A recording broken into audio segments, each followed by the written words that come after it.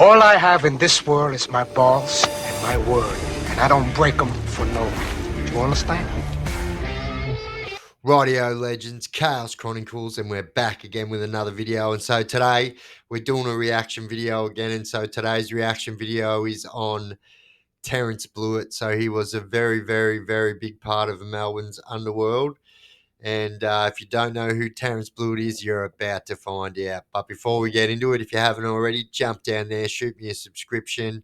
And if you haven't already, hit that bell icon. You'll get a notification every time I drop a video if you hit that bell icon. Also, give the Inquirer 2.0 a follow. He's the maker of this video.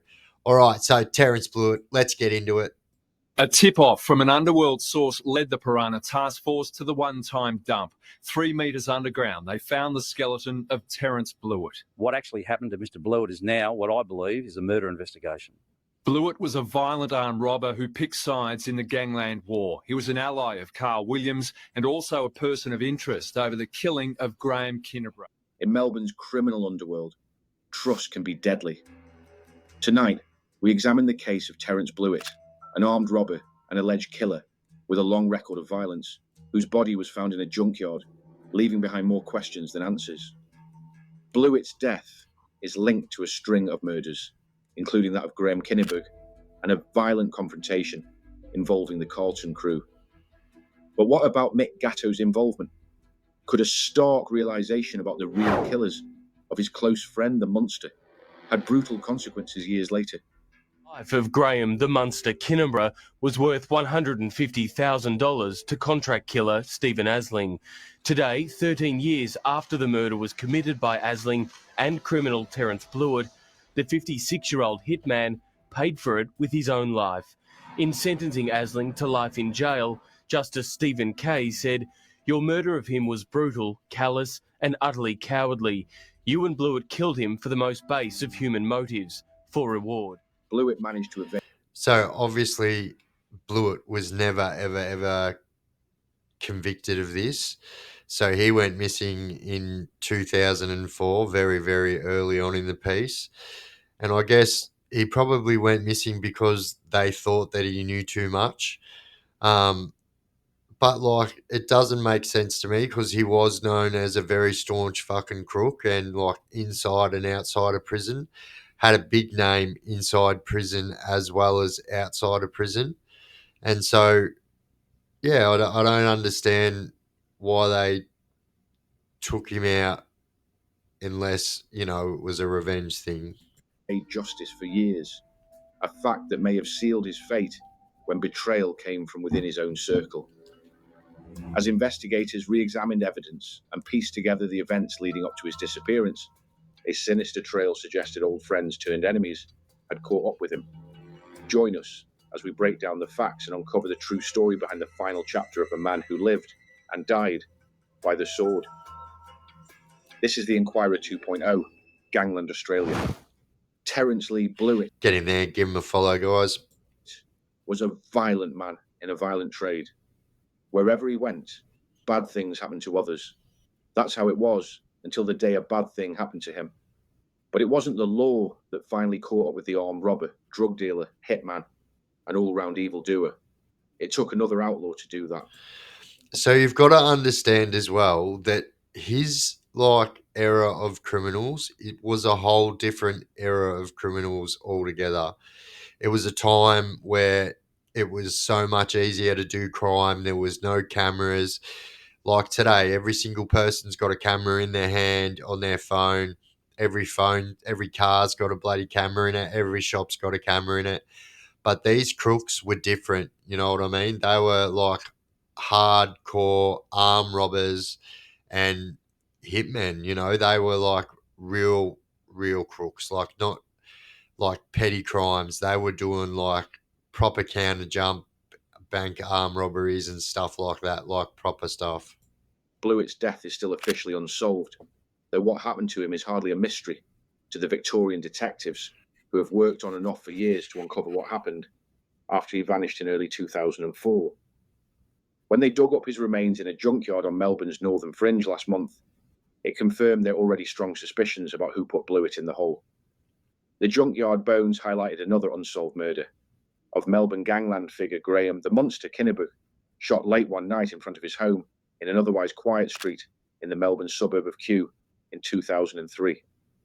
Kinniburgh's killing, in turn, led to the fatal confrontation just 4 months later between Mick Gatto and hyperactive hitman Andrew Benjamin in a Carlton restaurant. Gatto, later acquitted of murder on self-defense, had wrongly believed Benji was responsible for the death of his great friend Kinniburgh. But the Carlton showdown between the pair triggered another revenge killing when Lewis... I don't think it kind of happened like that. It's if you go off what the trial says and stuff like that, the gun was pulled out and Mick Gatto acted in self-defense. There was no revenge or anything like that, I don't think. Moran was shot dead in Brunswick days later as payback for Benjamin's death. The 3 gangland war hits over 4 months was front page news, whereas the fatal shooting of a security guard in suburban Sydney in 1995 is not as well known. So obviously the death of Lewis Moran, as we said, Ange Goosis and Keith Four were charged with that. Keith Four told a whole lot of bullshit lies, and poor Ange is sitting in prison right now, keeping his mouth shut like a staunch bloke he is. But Keith Four, the other guy who they allege took out Lewis Moran, he died the other day. And so I actually thought that he died in prison, but it turns out he only got 18 years for his bullshit lies that he told about every single Melbourne underworld figure, and he was released and he died out in the public. Well, play silly games, you win silly prizes. But it probably deserves to be. The guard's name was Robert Jones, a brave man a judge once praised for saving a woman and child from a burning car. Some compelling evidence would later emerge about who killed Jones. Meanwhile, his family endured almost 2 decades of knowing the identity of the unnamed bandit who got away with murder. More than 600 people came to Jones' funeral, half of them fellow security guards who showed respect by forming a guard of honour. The murdered man's fiancée, Brenda Norman, could not contain her grief. And Jones's mate John Barry, another Brambles guard, told the mourners they had lost someone compassionate, understanding, and particularly unselfish, and a man of great integrity. Rob gave his life to protect one of his mates, Barry said. Nothing greater can be given than this. 3 days later, an armour guard officer was shot 3 times at Warringah Mall. Again, the gunman escaped. Another unsolved crime on the books. There was no inquest into Robert Jones' death until 2009, 14 years after the shooting. So this guy's like I said at the start, this is how loose he was. So he's going around doing armour guard stick-ups and he's just shooting them and taking their money. Now, I don't know if you guys know, but it's generally seen as you don't shoot these kind of people. And all it does is bring attention on the whole criminal world, not just your organisation. The cops are going to start pounding down doors of every single person that you are associated with or ever spoken to. Like, it just affects the whole criminal world, and it's just stupid behaviour, if you ask me. The coroner could not fill the gap the police left, so the inquest became the blind leading the bland. The useless finding was that an unknown person shot Jones in the course of an attempted hold-up.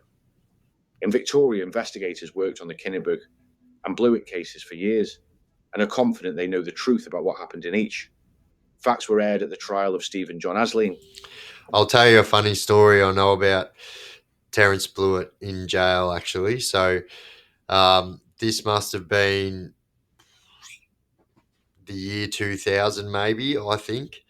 And so anyway, I was in Scarborough South and my best mate was in the young offenders unit. And so Terrence Blewitt was the peer listener in the young offenders unit. So if you don't know, so the young offenders unit, they have a couple of older crooks that stay in there with them and try and teach them how to become a proper prisoner without, And so anyway, they have older blokes in there. And so Terrence Blewitt was one of the peer listeners on this day.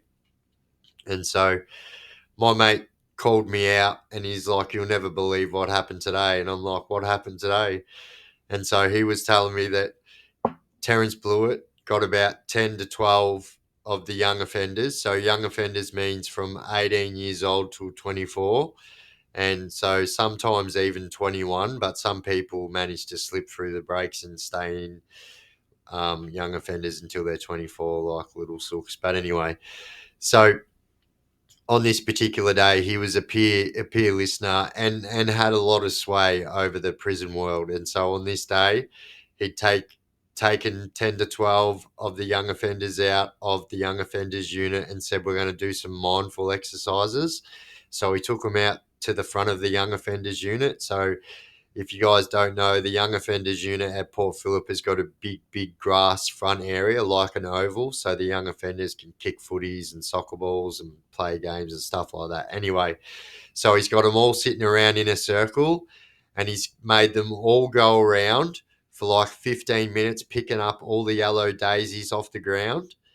And then he made them all sit around in a circle and then continue to make daisy chains. And so he had 12 people sitting around in this circle making daisy chains. And then he waited until every single one of those people had finished making their daisy chains. And what they didn't realize is he'd made them sit directly underneath the camera. So I've said this in lots of videos, until 2018, there wasn't any cameras at Port Phillip, except for one camera in every single yard. No cameras in the unit. But anyway, he made them all sit underneath the camera. And then he said to them all, okay, hold up your daisy chains. And they're all holding up their daisy chains. And he said, now you all look like fucking dickheads. You're all holding up daisy chains. I've made you all make daisy chains.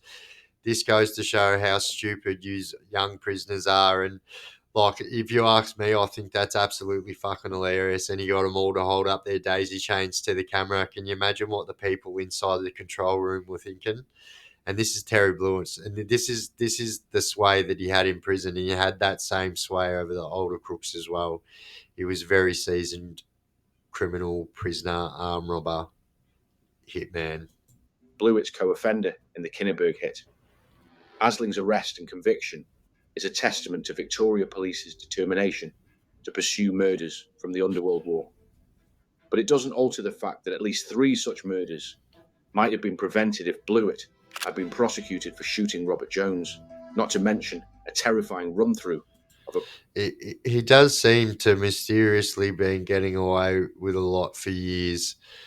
I mean, before his demise, of course. But yeah, seems to be getting away with everything, actually. private house at Coffs Harbour the year before, but the police didn't prosecute the trigger-happy Blewitt, and he was let to run loose. Reasons for that are hidden behind a smokescreen that has spread over his criminal escapades for 2 decades. The question is whether the Blewitt crew had a green light, underworld slang for a secretive arrangement whereby favoured crooks go unpunished in exchange for something certain police want, usually information. Well, there you go. The green light would explain why he wasn't getting caught. And that's what I was kind of leaning towards. So, yeah, there you go. About rival criminals or other police, occasionally a cut of the action, sometimes both. Blewitt and company might not have had a green light, but as one reporter wisecracked later, it might have been amber. Robert Jones was 34, fit and strong but had no chance. A sawn-off shotgun blast to the chest at point-blank range usually ends with a funeral. Shotguns fired at close range are brutally effective. Even light pellets are tightly clustered enough to blow a hole in any flesh, blood and bone they hit. And heavy loads, buckshot or pig shot.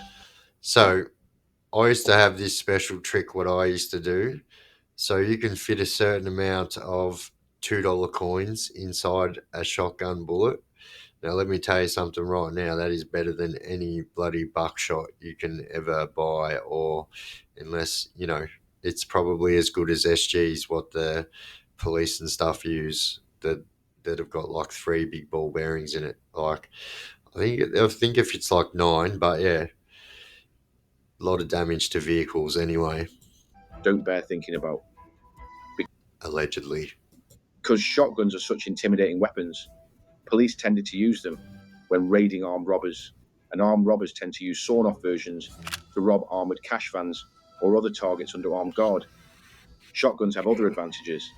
Even an adrenaline-charged shooter can hit a barn door with one. And because they have a smooth bore, there are no rifling grooves to mark pellets and identify a particular weapon.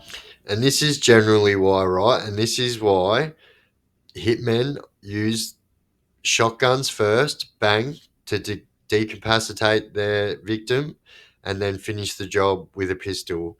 And that's the exact same reason right there. It's because you don't even have to be a good shot to hit something that's in front of you with a shotgun. And that's exactly why you always hear in the underworld it's a shotgun and then a pistol, or a shotgun, then another gun. I'm not saying this happens every time, but that's why.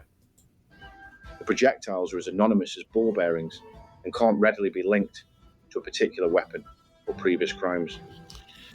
That's another thing as well, why it's a favoured weapon as well, because unlike other guns that have rifling, which causes the bullet's fingerprint, shotgun bullets do not have them. So the only thing that will get you caught on a shotgun is in the primer where the firing pin hits it. That's a shotgun's fingerprint. And unless they have that actual shell or that actual gun, then they don't have any real evidence. And so that's another reason why it's a very favoured tool of choice. A shotgun is calculated to intimidate even armed targets so they don't reach for their weapon. But Robert Jones was instinctively brave. When he saw a masked bandit menacing his fellow Brambles guard outside the Westpac Bank in the Sydney suburb of Miranda on that winter day in 1995, he jumped in to protect his colleague. He almost certainly reached for his pistol, a fatal error when facing a killer with a scattergun. The bandit fired, then ran to a getaway car in the nearby Westfield car park. When he jumped in the stolen red hatchback, the sawn-off still reeked of cordite. The driver had heard the shot and knew the heist hadn't gone to plan. When the gunman spoke, the driver realized just how terribly wrong it had gone. He said something along the lines of, "I struck a cowboy. I had to put one in him." The driver would tell Gun Sydney crime reporter Neil Mercer many years later. It was a strikingly detailed story, told over a Yeah, I mean, I guess it's just the old adage, you play silly games, you win silly prizes. You're going to pull a gun on someone who's armed. You've got to expect that they're going to pull a gun back at you. Like, even normal citizens are going to try and protect their life. cold drink in a country pub a long way from Sydney in 2013. It's just 100% senseless crime, if you ask me. And, innocent people losing their lives like that, it's just not good. But what gripped Mercer was the fact that it had been told before to certain police some 14 years before. The getaway wheelman described meeting with members of the secretive NSW's Crime Commission and telling them what he swore were true stories on condition he could not be charged over crimes he revealed. The wheelman said that in 1999, working undercover for the commission, he'd been fitted with a listening device and sent to meet police who had 5 years earlier apprehended him Blewitt and a third man over the Coffs Harbour home invasion. The Crime Commission investigators' idea of sending the wheelman back in 1999 to renew acquaintance with the police involved in the Coffs Harbour episode was designed to prove they had allegedly acted improperly, but the sanctioned setup fizzled without nailing either the robbers or any supposedly dodgy police. So it seems that Blewitt's crew not only got away with the Coffs Harbour outrage and the subsequent shooting of Jones, the security guard, but the police who had let them go stayed a step ahead of the posse. I think that old Terry's green light went a little bit higher than they thought. 2. Such accidents seemed a Just saying. throwback to an era of law enforcement, as made notorious in various royal commissions and the cult television series Blue Murder and Scales of Justice. So, guys, if you have not seen Blue Murder, that show that's on the screen right now, so you can see it on YouTube. They do have it on YouTube, and it's a couple of part series, and so it's on Nettie Smith and Abbo Henry and Roger Rogerson, and it was made in the 90s, but this is 100% in my top 3 100% favourite Australian movies or series. It is really, really, really good. And they all play really good parts. The wheelman told the reporter several things he'd already told police years before. He identified the third man in the crew that attempted the Brambles armoured van robbery at Miranda. He said he was amazed the law enforcement agencies had not arrested any of them. They had admissions, he reportedly said. I was there on the day when a bloke is murdered in the street. It was pretty heavy shit at the time. It amazes me it went only as far as it did. He also insisted he had not even... So that's people that are actually involved with it and being snitches saying that there was dodgy stuff going on. Like they didn't even understand why they weren't getting caught when this guy was snitching. even been aware of the inquest into Robert Jones' death, let alone been called to give an evidence at it about his involvement, and Blewitt's admission he'd struck a cowboy. It was as if the wheelman had been let slip through the cracks in the criminal justice system because his evidence might pose too many tricky questions for too many police. Conspiracy or stuff up. Either way, he and Blewitt got lucky. So you got to remember too, so that second armor guard person that was shot 3 days after they had the funeral for the first armor guard driver that was shot. And you can wonder why people and police are starting to get pissed off. Like, he's saying he shot a cowboy. If you ask me, you're acting like the freaking cowboy, mate. A former armed robbery detective told the Sunday Herald Sun, described Blewitt this way. He was a major, notorious armed robber, a nasty bloke, a typical Victorian. He was only half joking. By 1985, A typical Victorian, what does that mean, mate? We are good people. Blewitt had flown onto the radar of Sydney's police. In February that year, he and two accomplices ambushed an armor guard van in a shopping centre car park in the beachside suburb of DY. They shot and wounded a security guard, Joseph German, then took his van and drove it to a nearby block of flats. Two of the trio were arrested after being spotted loading cash into a station wagon. Blewitt was sentenced to a non-parole period of 13 years, which makes it puzzling that he was free to commit serious crimes in the mid-1990s. He must have been released much earlier than his original parole for reasons that remain unclear. So I'll tell you why that is. So in the 90s, in the early 2000s, they abolished what they call sanctions, right? So you could get what they call sanctions. If you were sentenced to, say, 13 years on the top and 8 years on the bottom, you could get out before that 8 years with good behaviour, and they would give you what is called sanctions. And so they had that. I know they had that in Victoria and New South Wales. So I'd say that's how he got out. When Blewitt wasn't actually pulling robberies or dealing drugs, he was well known in the underworld for his hobbies, grog and gambling. One criminal acquaintance says this made him unreliable. Blewitt's weakness for gambling meant that at times he and others were put in the awkward situation of being unable to pay for drugs from traffickers higher up the tree. At some stage, he met Melbourne hitman Stephen John Asling, who was convicted in 2017 for Graham Kinniburgh's murder.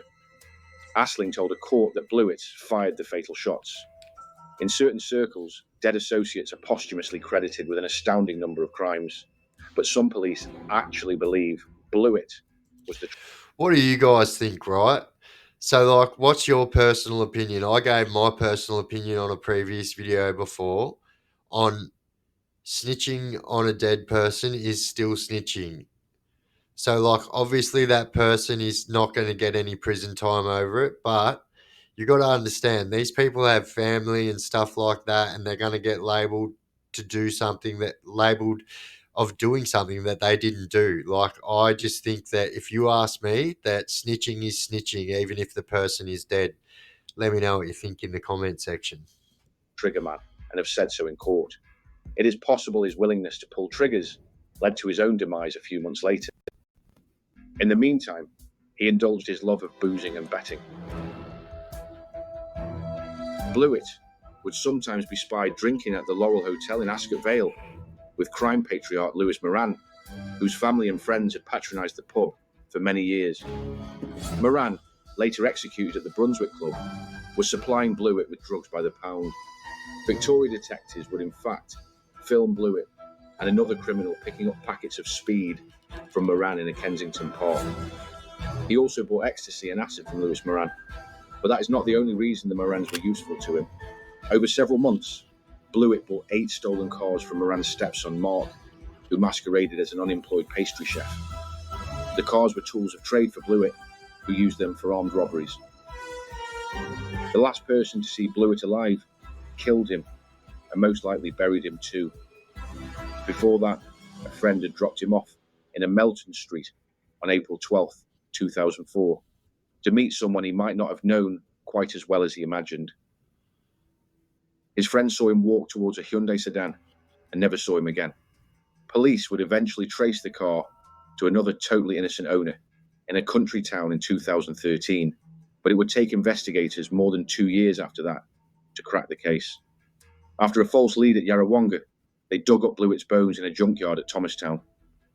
This junkyard where Blewitt's remains were found had been owned by the late Jeff Redding, a successful crook heavily associated with the Carlton crew. Redding was, in fact, one of the crew with Mick Gatto the day he shot Andrew Benji Veneman, in self-defence of course, and even offered to get rid of the pistol Gatto later swore he took from Veneman. It is believed, businessman and heavy Melbourne face, Gatto wrongly suspected Benji of being the triggerman killer of his friend Graham the Monster Kinnenberg. It might be a coincidence that the body of the gunman, now blamed for killing Gatto's good friend Kinnenberg, was buried on a property then owned by another close friend of the Carlton crew. It is possible that Carlton identities realised soon after Veneman's death that Benji hadn't killed Kinnenberg after all. But if Carlton identities didn't arrange Blewitt's disappearance, it could have been a preemptive strike by someone close to him. Someone spooked by the possibility that a careless reference to the Kinnenberg hit could leak back to Carlton through Blewitt's Ascot Vale drinking buddies. Blewitt drank with the Morans, but it seems that didn't stop him taking a contract to kill their great friend, the Monster. Business is business. Well, there you go, guys, and that's exactly right, and that's how brutal it was. So friends were killing friends, and it was just absolutely brutal. But Terrence Blewitt was an absolute maniac, and rightly so, deserves a place in our Underbellys most feared section, and was an absolute lunatic. As you can see, was like pretty trigger happy. And if you ask me, that guy was the cowboy.